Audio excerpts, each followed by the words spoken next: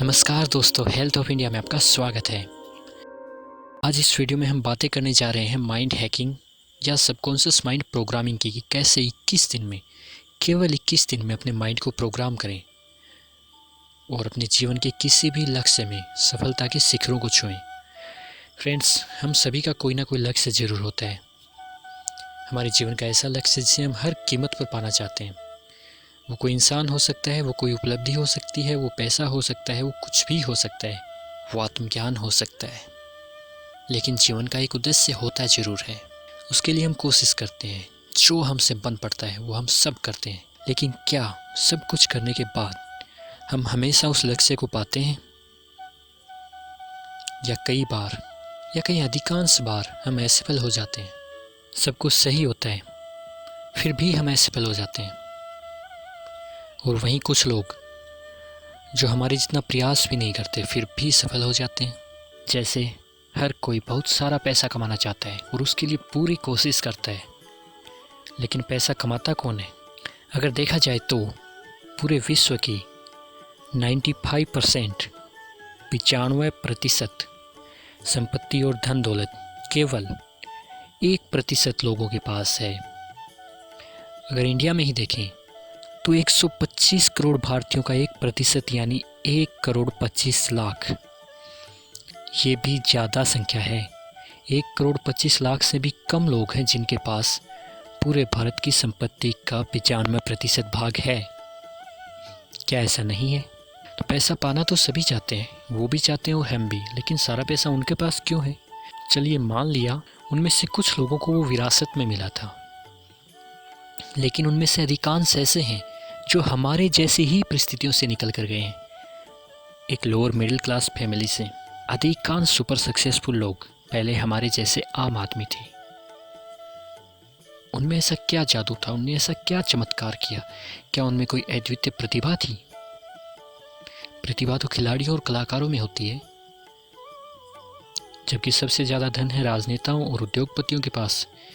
क्या उन उद्योगपतियों में कोई असाधारण प्रतिभा थी जो हमारे अंदर नहीं है? नहीं, वो हमारे जैसे ही इंसान थे, हमारे जैसा ही IQ लेवल, हमारे जैसी ही प्रतिभा, और हमारे साथ ही उन्होंने सफ़र शुरू किया था। लेकिन आज वो कहाँ और हम कहाँ? क्या इसके पीछे कोई चमत्कार है या फिर सारा किस्मत का खेल है? जब हमें कुछ समझ में नहीं आता हम किस्मत का नाम लेते हैं, उसकी किस्मत बहुत अच्छी है और मेरी इतनी ख़राब। लेकिन नहीं दोस्तों, ऐसा नहीं होता। उनके पीछे ना किस्मत थी, ना उनके पास कोई हमसे ज़्यादा उन्नत संसाधन थे। उनकी सोच हमसे उन्नत थी।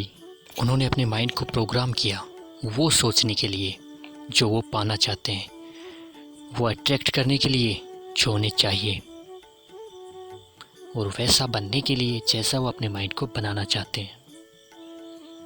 ये किसी एक की कहानी नहीं है, हर सक्सेसफुल पर्सन के पीछे यही कहानी है। और ये वो हमेशा कहते हैं, पर हम कभी सुने भी? हमारी सोच जहाँ ख़त्म होती है वहाँ उनकी सोच शुरू होती है। हम असफलताओं से डरते हैं और वो असफलताओं का खुलकर सामना करते हैं, तभी तो वो सफलता तक पहुँचते हैं। हम छोटी छोटी सफलताओं से खुश हो जाते हैं, जबकि उन्हें छोटी छोटी सफलताओं से ज़्यादा खुशी एक बड़ी असफलता से मिलती है। कि मैं नहीं कह रहा, आप कभी सुनिए डॉक्टर कलाम ने क्या कहा था, आइंस्टाइन ने क्या कहा था, लेकिन फिर भी उन्होंने कभी सीक्रेट नहीं बताया कि उन्होंने अपने माइंड को ट्रेंड कैसे किया। वो सब सोचने के लिए, क्योंकि ये उनका काम है भी नहीं, ये काम मनोवैज्ञानिकों का है। हम बिजली को यूज करते हैं बिना ये जाने कि ये कैसे काम करती है। उन्होंने भी यूज किया बिना ये जाने कि वो कैसे काम करता है। दोस्तों, अब मैं आपसे पूछता हूँ, हमारे पास सबसे शक्तिशाली उपकरण क्या है जिसकी मदद से मानव जाति पूरे जंतु जगत पर राज करती है, और उसी की मदद से कुछ गिने चुने मानव इस मानव जाति पर राज करते हैं? तो अगर आपका उत्तर है मस्तिष्क, तो आप आंशिक रूप से सही हैं। पर केवल मस्तिष्क नहीं, मस्तिष्क तो सिर्फ एक कैलकुलेटर की तरह है। असली खिलाड़ी वो है जो उस कैलकुलेटर को यूज करता है, और वो अपार शक्तिशाली उपकरण है हमारा मन, द माइंड। आप ये मत सोचना कि मस्तिष्क और मन तो एक ही चीज़ होती है। जहाँ मस्तिष्क का एक फिजिकल एक्सिस्टेंस होता है, हमारी खोपड़ी के अंदर एक भौतिक रूप से मस्तिष्क विद्यमान रहता है, वो मैटर का बना हुआ होता है। वहीं माइंड केवल एनर्जी होता है, उसका कोई फिजिकल एक्सिस्टेंस कहीं पर आपको नहीं मिलेगा। तमाम साइंटिस्ट और साइकोलॉजिस्ट ये मानते हैं कि मन का एक्सिस्टेंस है और वो बहुत पावरफुल है। मस्तिष्क वो उपकरण है जिसकी सहायता से हम सोचते, समझते और याद रखते हैं। मन हमारी यादें, हमारी सोच विचार, हमारे सोचने का तरीका, हमारा व्यक्तित्व है, इन सब का मिला जुला रूप है।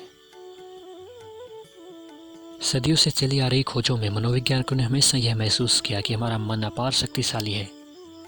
उसकी सहायता से हम कुछ भी कर सकते हैं, जो चाहें वो पा सकते हैं, यकीनन जो चाहें वो पा सकते हैं। उन्होंने जाना कि हमारे मन का एक छोटा सा हिस्सा, सिर्फ एक छोटा सा हिस्सा ही हमारे नियंत्रण में है। हम सिर्फ उसे ही जानते हैं, लगभग 10% हिस्सा, उसे हम कहते हैं चेतन मन, कॉन्शियस माइंड। बाकी 90% जो बच गया उसे हम कहते हैं अनकॉन्शियस या सबकॉन्शियस माइंड, यानी अवचेतन मन। और सारी शक्ति उसी में निहित है। अगर हमारे सबकॉन्शियस माइंड में हम किसी चीज़ की चाह पैदा कर सकें तो वो चीज़ अपने आप हमें मिल जाएगी। वो दिन दूर नहीं जब वो चीज़ हमारे पास होगी, वो भी एक चमत्कारिक रूप से। सुनने पर लगता नहीं कि ऐसा हो सकता है, लेकिन ऐसा होता है। यह पूरी तरह से प्रमाणित है। यह अनेकों रिसर्च में पूरी तरह से प्रमाणित किया जा चुका है। अब सारी मुश्किल ये है और प्रश्न ये उठता है कि जब हमारे नियंत्रण में ही नहीं है तो हम सबकॉन्शियस माइंड तक हमारी बात पहुंचाएं कैसे। तो उसके अनेकों तरीके हैं। एक है संकल्प के द्वारा, जिसके बारे में हम एक वीडियो में पहले बातें कर चुके हैं। आज हम बातें करते हैं आदत के बारे में, टू मेक ए हैबिट। किसी भी चीज़ को अगर हम आदत बना लें तो अपने आप हमारे सबकॉन्शियस माइंड तक पहुंच जाती है। असल में आदत होती ही वो है जो हमारे सबकॉन्शियस माइंड से अपने आप संचालित होती है। जैसे हम बाइक राइडिंग करते हैं तो स्टीयरिंग हमें घुमाना पड़ता है, अपने आप घूम जाता है। या फिर जैसे हम पैंट पहनते हैं तो आपने ध्यान किया हो ना किया हो, हमेशा आप एक ही पैर पहले उठाते हैं। कई लोग दायां पैर पहले उठाते हैं और कई लोग बायां पैर पहले उठाते हैं। हमेशा आप कुछ भी सोच रहे हैं उससे कोई फ़र्क नहीं पड़ता, क्योंकि जो सोच रहे हैं वो है आपके कॉन्शियस माइंड में, और जो उसे कंट्रोल कर रहा है कि कौन सा पाँव उठाना है वो कर रहा है सबकॉन्शियस माइंड। वही पाँव पहले उठेगा जो आप हमेशा उठाते हैं। गौर करके देखना। और सबकॉन्शियस माइंड कितना शक्तिशाली इसका आप अंदाज़ा भी नहीं लगा सकते। जैसे आप एक मूवी देख रहे हैं, आपको पता है कि ये मूवी काल्पनिक है, इसमें सारे कैरेक्टर झूठे हैं, लेकिन वो सिर्फ आपके कॉन्शियस माइंड को पता है।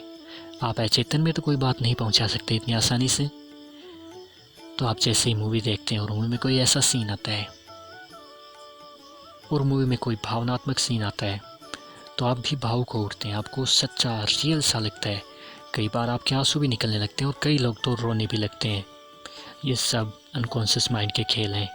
चेतन मन को तो पता ही है सब झूठा ड्रामा हो रहा है, किस लिए रोना, लेकिन सबकॉन्शियस पर उसका कोई बस नहीं चलता। तो अगर हम किसी चीज़ को आदत बना लें तो वो हमारे सबकॉन्शियस माइंड तक पहुंच जाएगी, और ये हम बड़ी आसानी से कर सकते हैं। किसी चीज़ को आदत बनाने का एक ही मूल मंत्र है, उस चीज़ को 21 दिनों तक लगातार करना। जी हाँ, 21 दिनों तक। अगर हम किसी भी चीज़ को, किसी भी कार्य को 21 दिनों तक लगातार करते रहेंगे तो वो हमारी आदत बन जाएगा। अब मैंने ना 20 कहा ना 22, 21 में क्या लफड़ा है।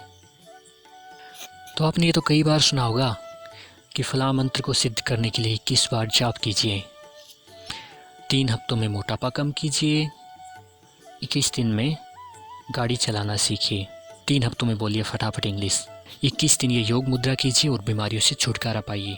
क्यों हमेशा 21 से, क्यों 22 कभी क्यों नहीं, 20 कभी क्यों नहीं, 10 कभी क्यों नहीं। तो दोस्तों 21 का अंक कोई कोरी कल्पना नहीं है। बहुत सारे शोध कार्य और रिसर्च हुए इस पर, तब जाके ये निष्कर्ष निकला है कि किसी आदत को अपनाने के लिए हमें कम से कम 21 दिन तक उसका अभ्यास करना होगा। वैसे हमारे धर्म ने तो ये बहुत पहले ही जान लिया था। प्राचीन ग्रंथों में भी लिखा होता है कि ये काम 21 दिन कीजिए, ये ध्यान 21 दिन कीजिए, ये योग 21 दिन कीजिए, ये मंत्र 21 दिन जाप कीजिए। इन सब के पीछे वही साइंस है। अगर आप 21 दिन किसी मंत्र का जाप करते हैं तो वो आपके सबकॉन्शियस माइंड में चला जाता है और तभी वो अपना प्रभाव दिखा पाता है। 21 दिन अगर आप करते हैं तो 22वें दिन उसी समय पर, आपको पता हो या ना हो, लेकिन आपके अंदर ही अंदर वो जाप स्वतः होने लग जाता है। इसीलिए कहते हैं मंत्र 21 दिन में सिद्ध होता है। इसीलिए तो कहते हैं कि ये ध्यान 21 दिनों तक करना चाहिए, क्योंकि अगर हम 21 दिन तक ध्यान करेंगे 22वें दिन अपने आप करने को जी करेगा। अगर हम किसी एग्ज़ाम की तैयारी कर रहे हैं और हमने एक टाइम टेबल बनाया है कि हमें 6 घंटे प्रतिदिन पढ़ना है, 5-7 दिन हम पढ़ते हैं फिर छोड़ देते हैं, नहीं हो पाता, बड़ा मुश्किल है। लेकिन अगर किसी भी तरह ज़बरदस्ती आप 21 दिन तक उसे करेंगे तो 22वें दिन उसे छोड़ना इतना मुश्किल होगा जितना मुश्किल वो 21 दिन करने में था। दोस्तों, इसके विषय में अनेकों शोध हुए हैं। सब मनोवैज्ञानिकों में तो सबसे पहले 1950 में डॉक्टर मैक्सवेल ने इसके बारे में शोध किया था, जो कि एक सर्जन थे। उन्होंने देखा था, नोटिस किया था कि सर्जरी के बाद नॉर्मल कंडीशन में आने में मरीजों को 21 दिन लगते हैं, अपने बदलावों को अपनाने में 21 दिन लगते हैं। जैसे किसी का पैर काट दिया गया है तो उसे एक पैर पर चलने की आदत में 21 दिन लगेंगे। 21 दिन तक वो यही सोचता रहेगा कि हमारे दोनों पैर, और बार बार दोनों पैरों पर चलने की कोशिश करेगा। और उन्हें ये भी नोटिस किया कि किसी बीमारी की वजह से किसी व्यक्ति का कोई अंग खराब हो जाता है, जैसे एक हाथ सुन्न हो गया और वो 21 दिन तक सुन ही रहा, तो 22वें दिन अगर वो सही भी हो जाता है तो भी वो उसे उठाने की हिम्मत ही नहीं कर पाएगा।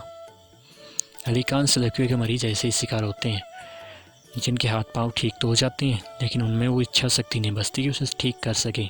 ऐसा तो आपने मूवीज़ में भी अनेकों बार देखा होगा कि किसी लकवे के मरीज़ के सामने अचानक से गाड़ी आ जाती है और वो खड़ा होकर भागने लग जाता है, क्योंकि उस समय उस शौक की वजह से बात भूल जाता है कि हमारे पाँव को लकवा मारा हुआ है। और वाकई में लकवा तो कभी का ठीक हो चुका था, केवल उसके मन में लकवा था। ऐसा वास्तव में होता है। मनोवैज्ञानिक ऐसे बहुत से प्रयोग करते हैं और बहुत से मरीजों को इस प्रकार से या हिप्नोटिज्म से या विश्वास दिलाकर कि तुम सही हो, तुम्हारे हाथ पाँव ठीक हो गए, इस प्रकार से ठीक भी किया जाता है। जो भी आप आदत अपनाना चाहते हैं उसे 21 दिन तक जरूर करें और ध्यान रखें, ये अच्छी आदतों के साथ साथ ही बुरी आदतों के लिए भी इसी प्रकार कार्य करता है। अगर आपने 21 दिन तक लगातार सिगरेट पी तो 22वें दिन आप नहीं छोड़ पाएंगे। अब बात आती है सुपर सक्सेसफुल होने की, कि चलो ठीक है, आदत तो हम बना लेंगे, इससे हम उन लोगों की लिस्ट में कैसे आएँ जो सुपर सक्सेसफुल हैं, उन 1% में कैसे आएँ। तो उसके लिए भी आपको यही करना, आप 21 दिन तक लगातार सुबह शाम दिन रात उनकी तरह सोचिए, उनकी तरह प्रयास कीजिए, अपना एक लक्ष्य निर्धारित कीजिए, शुरुआत में छोटे लक्ष्य, और उस लक्ष्य को पाने का दिन रात प्रयास कीजिए। 21 दिन तक ज़बरदस्ती कीजिए, 22वें दिन अपने आप होगा और धीरे धीरे आपको आदत हो जाएगी। अगर आप हमेशा यही सोचते रहेंगे कि मैं सफल हूँ, तो आप अपने आप सफल होने लग जाएंगे और फिर आपकी आदत हो जाएगी ये सोचने की कि मैं सफल हूँ। फिर आपके मन में नेगेटिव थिंकिंग आएंगी ही नहीं, क्योंकि वो आपके सबकॉन्शियस में एक हैबिट बन जाएगी। आप ये सोच ही नहीं पाएंगे कि मैं असफल हो भी सकता हूँ, और वाकई में होंगे भी नहीं, क्योंकि जो आप सोचेंगे वही आप बन जाएंगे, जो आप मांगेंगे वही आप पाएंगे। ये इस सृष्टि का अटल सत्य है। सुनने में अटपटा लगता है, लेकिन इसी को तो कहते हैं secret of success, the law of attraction. आपने भी सुना होगा। यह वास्तव में होता है, क्योंकि हम जिस चीज़ के बारे में सोचते जाते हैं हमारे दिमाग में उसी से संबंधित वाइब्रेशंस बनते हैं, उसी से संबंधित एनर्जी बनती है, और वो वाइब्रेशंस उसी चीज़ को अट्रैक्ट कर देते हैं चमत्कारिक रूप से। आप माने या ना माने, इस चीज़ को क्वांटम फिजिक्स भी मानता है। अगर आपने क्वांटम फिजिक्स पढ़ी है तो आप इस बात को आसानी से समझ सकते हैं कि ब्रह्मांड की हर ऊर्जा एक वाइब्रेशन के रूप में होती है, लेकिन जब हम उसे देखते हैं तो हमें वाइब्रेशन की वेव के रूप में ना दिखाई देकर एक कण के रूप में दिखाई देती है। क्वांटम फिजिक्स कहती है कि हमारा देखना और हमारा सोचना ब्रह्मांड को प्रभावित करता है। ये ब्रह्मांड ऐसा है नहीं, यह सिर्फ ऐसा हमें दिखाई दे रहा है। और ये भी कि ये पूरा यूनिवर्स एनर्जी का ही संगठित रूप है। एनर्जी के वाइब्रेशंस ही संगठित होकर मैटर का निर्माण करते हैं। तो जब आप एक ही चीज़ के बारे में सोचते रहते हैं तो आपके दिमाग के वाइब्रेशन इकट्ठे होकर उसी चीज़ को अट्रैक्ट करने लग जाते हैं। और अगर आपकी सोच प्रगाढ़ होती है और लगातार आप इसी चीज़ के बारे में सोचते हैं तो निश्चय ही आपके मन के वाइब्रेशंस उसे अपनी ओर आकर्षित कर लेंगे। और लगातार सोचने के लिए आपको पता ही है क्या करना है, बस 21 दिन तक ज़बरदस्ती सोचना है। उसके बाद में तो अपने आप आपका मन अंदर से सोचने लगेगा, आपको पता चले बिना। हाँ दोस्तों, ये सच है कि आप जो सोचते हो वो ही पाते हो। अगर आप सोचते हो कि मुझे असफल नहीं होना, मुझे असफल नहीं होना, मुझे असफल नहीं होना, तो आप निश्चय ही असफल हो जाते हो। जी हाँ, मैंने कहा है असफल, क्योंकि आप क्या सोच रहे थे? असफल नहीं होना, आपका मन किस चीज़ के इर्द गिर्द था, किस चीज़ के वाइब्रेशंस आप में बन रहे थे, असफलता के? क्या मिलेगा आपको, किस चीज़ को अट्रैक्ट करोगे? जाहिर सी बात है असफलता को। सबकॉन्शियस माइंड आपकी लैंग्वेज को नहीं समझता कि आप नहीं कह रहे हैं, हाँ कह रहे हैं, उसे कोई मतलब नहीं है। उसे मतलब ये है कि किस चीज़ के वाइब्रेशंस उसमें हो रहे हैं, वो तो उसी चीज़ को आकर्षित करेगा ना। तो ध्यान रखें, आप ये ना सोचें कि मुझे असफल नहीं होना, आप ये सोचें कि मुझे सफल होना है। हार का विचार ही मन में ना लाएं, बस जीत की खुशियाँ लाएं और निश्चय ही जीत आपकी होगी। वीडियो देखने के लिए आप सभी का बहुत बहुत धन्यवाद। अगर आपको वीडियो अच्छा लगा तो लाइक अवश्य करें, अपने दोस्तों, परिवारजनों और जरूरतमंदों को शेयर करना कभी ना भूलें, क्योंकि ये आपका फर्ज भी है और हमारा निवेदन भी। अगर आपने अभी तक चैनल सब्सक्राइब नहीं किया है तो सब्सक्राइब जरूर करें, क्योंकि हम आपके लिए हर रोज शाम 7 बजे लेकर आते हैं इसी प्रकार से एक एक्सक्लूसिव वीडियो। अगर आपका कोई भी सवाल, सुझाव या कमेंट हो तो हमें बेझिझक लिखें या फिर हमारे Facebook page health of India पर जाएं। फिर से मिलते हैं कल शाम 7 बजे। तब तक आपके लिए यहाँ पर हैं कुछ और वीडियोज, इन्हें देखिए और अपना प्यार और साथ यूं ही बनाए रखिए।